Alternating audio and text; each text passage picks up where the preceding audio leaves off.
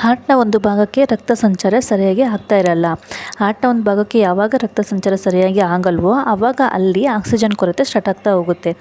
ಅಲ್ಲಿರುವ ಮಸಲ್ಸು ನಾಶವಾಗ್ತಾ ಹೋಗುತ್ತೆ. ಆಗ ನಮಗೆ ಎದೆನೋವು ಸ್ಟಾರ್ಟ್ ಆಗ್ತಾ ಹೋಗುತ್ತೆ. ಇವಾಗ ಹಾರ್ಟ್ ಅಟ್ಯಾಕ್ ಇತ್ತೀಚಿನ ದಿನಗಳಲ್ಲಿ ತುಂಬ ಜಾಸ್ತಿ ಆಗ್ತಿದೆ ಅಲ್ವಾ. ಹಾರ್ಟ್ ಅಟ್ಯಾಕ್ ಜಾಸ್ತಿ ಆಗೋದಕ್ಕೆ ಏನು ರೀಸನ್ಸ್ ಇರ್ಬೋದು, ಯಾವ ಕಾರಣದಿಂದ ಹಾರ್ಟ್ ಅಟ್ಯಾಕ್ ಜಾಸ್ತಿ ಆಗ್ತಿದೆ, ಹಾಗೆ ಹಾರ್ಟ್ ಅಟ್ಯಾಕ್ ಆಗೋಕ್ಕೂ ಮುಂಚೆ ಒಂದು 2 ಅವರ್ ಮುಂಚೆ ನಮ್ಮ ಬಾಡಿ ನಮಗೆ ಯಾವೆಲ್ಲ ಸಿಮ್ಟಮ್ಸನ್ನು ನಮಗೆ ತೋರಿಸುತ್ತೆ, ಮತ್ತು ಹಾರ್ಟ್ ಅಟ್ಯಾಕ್ ಅಂದರೆ ಏನು, ಮತ್ತು ಹಾರ್ಟ್ ಅಟ್ಯಾಕ್ ಆದಾಗ ನಾವೇನು ಮಾಡಬೇಕು, ನಮಗೆ ಜೀವ ಉಳಿಸೋದಕ್ಕೆ ಎಷ್ಟು ಅವರ್ಸ್ ನಮಗೆ ಟೈಮ್ ಇರುತ್ತೆ ಹಾರ್ಟ್ ಅಟ್ಯಾಕ್ ಆದಮೇಲೆ ಅನ್ನೋದ್ರ ಬಗ್ಗೆಯೂ ಇವತ್ತು ಕಂಪ್ಲೀಟ್ ಮಾಹಿತಿ ಇದೆ. ಇವತ್ತಿನ ವಿಡಿಯೋ ತುಂಬಾ ಯೂಸ್ಫುಲ್ ಆಗಿದೆ.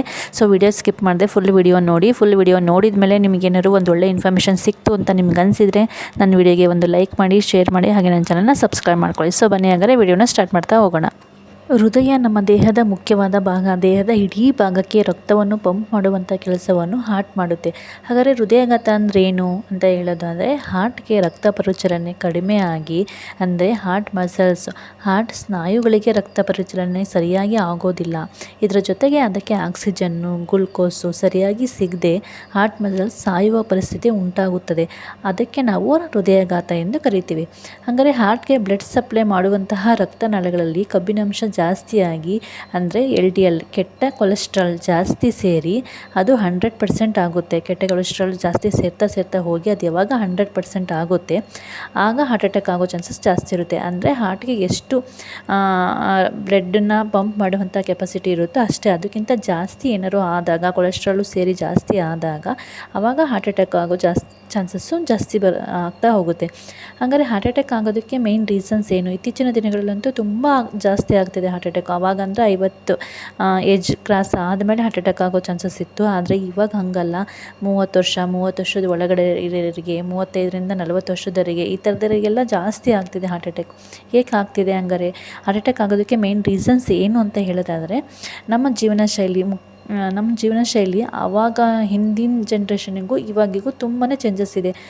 ಹಿಂದಿನ ಕಾಲದಲ್ಲಿ ತುಂಬ ಫಿಸಿಕಲ್ ಆ್ಯಕ್ಟಿವಿಟಿ ಮಾಡ್ತಾಯಿದ್ರು, ಅಂದರೆ ವ್ಯಾಯಾಮ ಮಾಡ್ತಾಯಿದ್ರು ಅಂತ ನಾನು ಹೇಳಲ್ಲ. ಆದರೆ ಅವರು ಏನೇ ತಿಂದರೂ ಕೂಡ ಅದನ್ನು ನೀಟಾಗಿ ಅರಗಿಸ್ಕೊಳ್ತಾ ಇದ್ರು. ಅಂದರೆ ಅಷ್ಟು ಕೆಲಸ ಮಾಡ್ತಾಯಿದ್ರು. ಹೊರಗಡೆ ಹೋಗಿ ಗದ್ದೆ ಕೆಲಸ ಆಗಿರ್ಬೋದು, ಆ ಥರ ಹೊರಗಡೆ ಹೋಗಿ ತುಂಬ ಕೆಲಸ ಮಾಡ್ತಾಯಿದ್ರು. ಆವಾಗ ಅವ್ರ ಬಾಡಿಗೆ ಅವರು ಜಾಸ್ತಿ ಆ್ಯಕ್ಟಿವಿಟೀಸನ್ನು ಅವರು ಕೊಡ್ತಾಯಿದ್ರು. ಇವಾಗ ನಾವೇನು ಮಾಡ್ತೀವಿ ಅಂದರೆ, ಸಿಸ್ಟಮ್ ಮುಂದೆ ಕೂತು ಕೆಲಸ ಮಾಡುವಂತಹ ಟೆಕ್ನಾಲಜಿ ಇವಾಗ ಬೆಳೀತಾ ಬರ್ತಾ ಇದೆ. ಹೊರಗಡೆ ಹೋಗಿ ಕೆಲಸ ಮಾಡೋರು ತುಂಬ ಕಡಿಮೆ. ಆವಾಗ ನಾವು ಅಟ್ಲೀಸ್ಟ್ ವ್ಯಾಯಾಮನಾದ್ರು ಮಾಡಬೇಕು. ನಾವು ಇವಾಗ ಊಟ ಮಾಡಿದ ತಕ್ಷಣ ನಾವು ಹೋಗ್ಬಿಟ್ಟು ಸ್ವಲ್ಪ ವ್ಯಾಯಾಮ, ವಾಕ್ ಮಾಡೋದು ಆ ಥರ ಎಲ್ಲ ಮಾಡ್ತಾ ಬಂದರೆ ಏನೂ ಆಗೋದಿಲ್ಲ.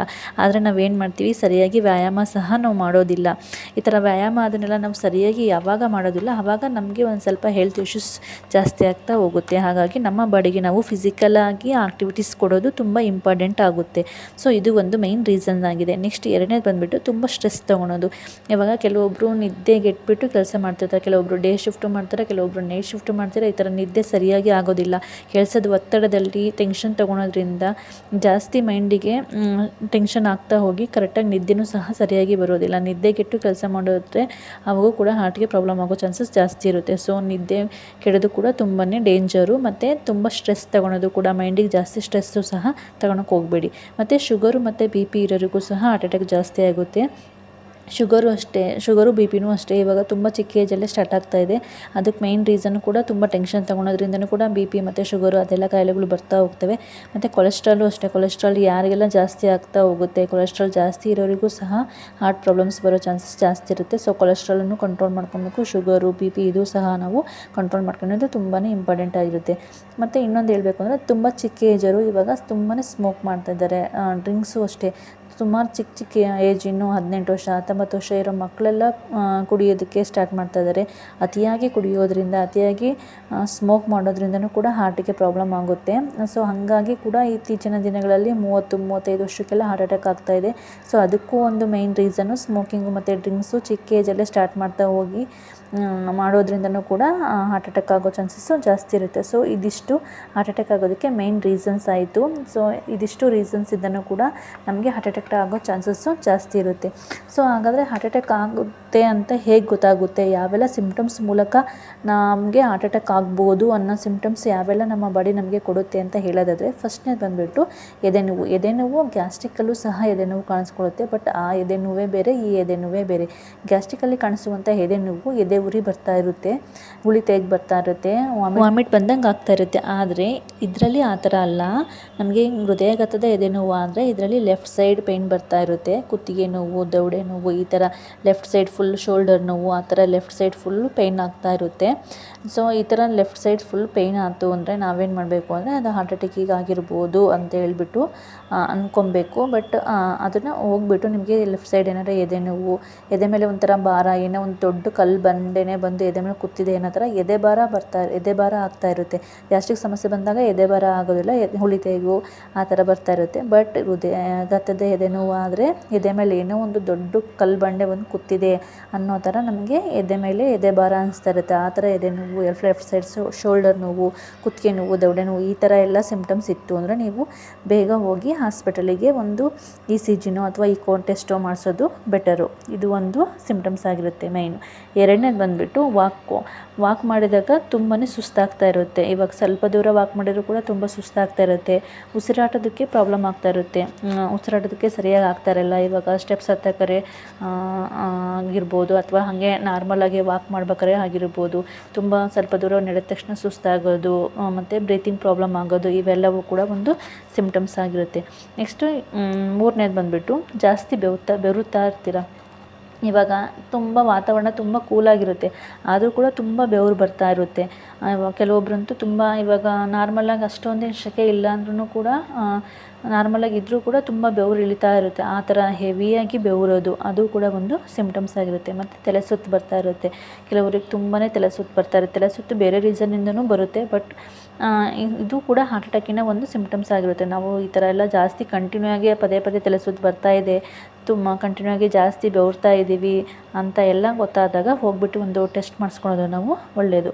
ನೆಕ್ಸ್ಟು ಬೊಜ್ಜು ಮತ್ತು ಕೊಲೆಸ್ಟ್ರಾಲು ಜಾಸ್ತಿ ಆದರೆ ಅಂಥವರಿಗೂ ಕೂಡ ಹಾರ್ಟ್ ಅಟ್ಯಾಕ್ ಆಗೋ ಚಾನ್ಸಸ್ ಜಾಸ್ತಿ ಇರುತ್ತೆ. ಅದೆಲ್ಲ ಜಾಸ್ತಿ ಆದಾಗ ಅವರಿಗೆ ಸುಸ್ತು, ಬೆವರು, ಮತ್ತು ಜಾಸ್ತಿ ಸ್ವಲ್ಪ ದೂರ ಓಡಾಡಿದರೂ ಕೂಡ ಸುಸ್ತಾಗೋದು, ಈ ಥರ ಎಲ್ಲ ಸಿಮ್ಟಮ್ಸ್ ಸಹ ಬರುತ್ತೆ. ಮತ್ತು ಇನ್ನೊಂದೇನಪ್ಪ ಅಂದರೆ ಹೃದಯ ಬಡಿತ ಹೆಚ್ಚಾಗ್ತಾ ಇರುತ್ತೆ, ಅಂಥವ್ರಿಗೂ ಕೂಡ ಹಾರ್ಟ್ ಅಟ್ಯಾಕಿನ ಒಂದು ಸಿಮ್ಟಮ್ಸ್ ಆಗಿರುತ್ತೆ. ನೆಕ್ಸ್ಟು ಕಾಲುಗಳಲ್ಲಿ ಬಾವು ಬರೋದು ಅಷ್ಟೇ. ಕೆಲವೊಬ್ಬರಿಗೆ ಕಾಲುಗಳೆಲ್ಲ ಬಾವು ಬರ್ತಾ ಇರುತ್ತೆ, ಬಟ್ ಇದು ಬೇರೆ ರೀಸನ್ಗೂ ಕಾಲುಗಳಲ್ಲಿ ಬಾವು ಬರುತ್ತೆ. ಸೊ ಬೆಟರ್ ಅಂದರೆ ನೀವು ಹೋಗ್ಬಿಟ್ಟು ನಿಮಗೇನಾದ್ರು ಎದೆ ನೋವಿತ್ತು ಅಂದರೆ ಹೋಗ್ಬಿಟ್ಟು ಒಂದು ಇಕೋ ಟೆಸ್ಟು ಅಥವಾ ECG ಟೆಸ್ಟು ಮಾಡಿಸಿದ್ರೆ ಬೆಟರು. ಇದರಲ್ಲಿ ಕ್ಲಿಯರಾಗಿ ಗೊತ್ತಾಗುತ್ತೆ. ಮತ್ತು ಗೋಲ್ಡನ್ ಅವರ್ ನಾನು ಅಷ್ಟೇ ಹೇಳಿದೆ, ಹಾರ್ಟ್ ಅಟ್ಯಾಕ್ ಆದಾಗ ಒಂದು ಅವರಿಗೆ ಜೀವ ಉಳಿಸೋದಕ್ಕೆ ಎಷ್ಟು ಅವರ್ ನಮಗೆ ಟೈಮ್ ಇರುತ್ತೆ ಅಂದರೆ 60 ಮಿನಿಟ್ಸ್ ಅಷ್ಟೇ ಟೈಮ್ ಇರುತ್ತೆ. ಸೊ ಯಾರಿಗಾದರೂ ಹಾರ್ಟ್ ಅಟ್ಯಾಕ್ ಆಗಿದೆ, ಹಾರ್ಟ್ ಅಟ್ಯಾಕ್ ಸೂಚನೆಗಳೆಲ್ಲ ಸಿಮ್ಟಮ್ಸ್ ಎಲ್ಲ ಗೊತ್ತಾದಮೇಲೆ ಹಾರ್ಟ್ ಅಟ್ಯಾಕ್ ಆಗಿದೆ ಇವರಿಗೆ ಅಂತ ಗೊತ್ತಾದಾಗ ನೀವು ಬೆಟರ್ ಅಂದರೆ ನಿಮ್ಮ ಹತ್ತಿರದಲ್ಲಿ ಯಾವುದಾದ್ರು ದೊಡ್ಡ ಆಸ್ಪತ್ರೆ ಇದ್ದರೆ ಅಲ್ಲಿಗೆ ಕರ್ಕೊಂಡೋಗಿ. ಇನ್ನಿಲ್ಲ ಹತ್ತಿರದಲ್ಲಿ ಯಾವುದೋ ದೊಡ್ಡ ಆಸ್ಪತ್ರೆ ಇಲ್ಲ ಅಂದರೆ ನಿಮ್ಮ ನಿಯರಲ್ಲಿ ಯಾವ ಹಾಸ್ಪಿಟ್ಲ್ ಇರುತ್ತೋ ಅಲ್ಲಿಗೆ ಕರ್ಕೊಂಡೋಗಿ ಆವಾಗ ಅವರು ಒಂದು ಟೆಸ್ಟ್ ಮಾಡ್ತಾರೆ, ಇಕೋ ಅಥವಾ ECG ಟೆಸ್ಟ್ ಮಾಡ್ತಾರೆ. ಆವಾಗ ಗೊತ್ತಾಗುತ್ತೆ ಕ್ಲಿಯರಾಗಿ ಹಾರ್ಟ್ ಅಟ್ಯಾಕ್ ಹೌದೋ ಅಲ್ವಾ ಅಂತ. ಅಕಸ್ಮಾತ್ ಏನಾದ್ರು ಹಾರ್ಟ್ ಅಟ್ಯಾಕ್ ಆಗಿದ್ದರೆ ಅವರು ಡಾಕ್ಟ್ರು ಒಂದು ನಾರ್ಮಲ್ ಫಸ್ಟು ಪ್ರಾಥಮಿಕ ಚಿಕಿತ್ಸೆಯನ್ನು ಅವ್ರು ಕೊಡ್ತಾರೆ, ಕೆಲವೊಂದು ಮೆಡಿಷನ್ಸು ಆ ಥರನೆಲ್ಲ ಕೊಟ್ಬಿಟ್ಟು ಅವರೇ ಆಂಬುಲೆನ್ಸಲ್ಲಿ ದೊಡ್ಡ ಹಾಸ್ಪಿಟಲ್ಗೆ ಶಿಫ್ಟ್ ಮಾಡ್ತಾರೆ. ಸೊ ಆವಾಗ ಅವರಿಗೆ ಜೀವ ಉಳಿಸೋ ಸಾಧ್ಯತೆ ಜಾಸ್ತಿ ಇರುತ್ತೆ. ಮತ್ತು ಇನ್ನೊಂದು ಕೆಲವೊಂದು ಹಾಸ್ಪಿಟ್ಲಲ್ಲಿ ಒಂದು ಹಾರ್ಟ್ ಅಟ್ಯಾಕಿಂದ ಒಂದು ಕೋಡ್ ಅಂತ ಮಾಡ್ಕೊಂಡಿರ್ತಾರೆ. ಇವಾಗ ಹಾರ್ಟ್ ಅಟ್ಯಾಕ್ ಪೇಷಂಟ್ ಬರ್ತಾ ಇದ್ದಾರೆ ಅಂತ ಒಂದು ಕೋಡ್ ಅವ್ರಿಗೆ ಗೊತ್ತಾದ ತಕ್ಷಣ ಅವರು ಅದಕ್ಕೆ ಏನೇನು ಬೇಕೋ ಎಲ್ಲ ಪ್ರಿಪ್ರೇಷನ್ಸು ಸಹ ಸ್ಟಾರ್ಟಿಂಗಲ್ಲೇ ಮಾಡ್ಕೊಂಡಿರ್ತಾರೆ. ಸೊ ಇದರಿಂದ ಅವರ ಜೀವ ಉಳಿಸೋ ಸಾಧ್ಯತೆ ಜಾಸ್ತಿ ಇರುತ್ತೆ. ಅವ್ರನ್ನ ಕರ್ಕೊಂಡು ಹೋದ ತಕ್ಷಣ ಇಮಿಡಿಯೇಟ್ ಟ್ರೀಟ್ಮೆಂಟ್ ಹಂಗೆ ಸ್ಟಾರ್ಟ್ ಆಗ್ತಾ ಹೋಗುತ್ತೆ. ಮತ್ತು ಆಂಬುಲೆನ್ಸಲ್ಲೂ ಸಹ ಅಷ್ಟೇ, ಅವರು ಸ್ಟಾರ್ಟಿಂಗಲ್ಲೇ ಒಂದು ಟ್ರೀಟ್ಮೆಂಟನ್ನು ಅವರು ಮಾಡಿರ್ತಾರೆ. ಕೆಲವೊಂದು ಮೆಡಿಷನ್ನು ಟ್ಯಾಬ್ಲೆಟ್ಸನ್ನು ಫಸ್ಟಿಗೆ ಕೊಟ್ಟಿರ್ತಾರೆ. ಇದರಿಂದ ಜೀವ ಉಳಿಯೋ ಸಾಧ್ಯತೆ ಜಾಸ್ತಿ ಇರುತ್ತೆ. ಸೊ ಇದಿಷ್ಟು ಇವತ್ತಿಗೆ ಸಂಬಂಧಪಟ್ಟ ಹಾರ್ಟ್ ಅಟ್ಯಾಕಿಗೆ ಸಂಬಂಧಪಟ್ಟ ಇನ್ಫಾರ್ಮೇಷನ್ಸ್ ಆಯಿತು. ಇದಿಷ್ಟು ಇನ್ಫಾರ್ಮೇಷನ್ಸು ನಿಮಗೆ ತುಂಬಾ ಯೂಸ್ ಆಗಿದೆ ಅಂತ ಅಂದ್ಕೊತೀನಿ. ಇವತ್ತಿನ ಮಾಹಿತಿ ನಿಮಗೆ ಇಷ್ಟ ಆದರೆ ಪ್ಲೀಸ್ ಲೈಕ್ ಮಾಡಿ, ಶೇರ್ ಮಾಡಿ, ಹಾಗೆ ನನ್ನ ಚಾನಲ್ನ ಸಬ್ಸ್ಕ್ರೈಬ್ ಮಾಡ್ಕೊಳ್ಳಿ. ಇದೇ ಥರ ಒಂದು ಒಳ್ಳೆ ವೀಡಿಯೋಸ್ಗೋಸ್ಕರ ಪ್ಲೀಸ್ ನನ್ನ ಚಾನಲ್ಗೆ ಸಪೋರ್ಟ್ ಮಾಡಿ. Thanks for watching. Thank you so much.